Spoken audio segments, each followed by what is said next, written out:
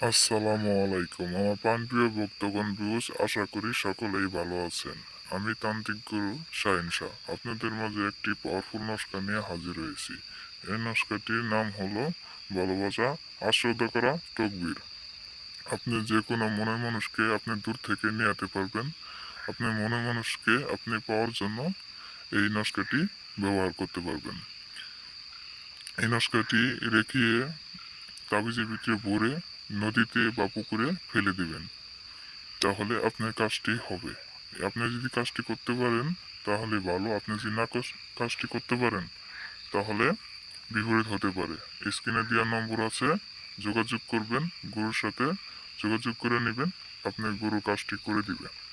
যদি আপনি করতে পারেন তাহলে ভালো, আর যদি গুরুর হুকুম নিয়ে কাজ করেন তাহলে আরও ভালো।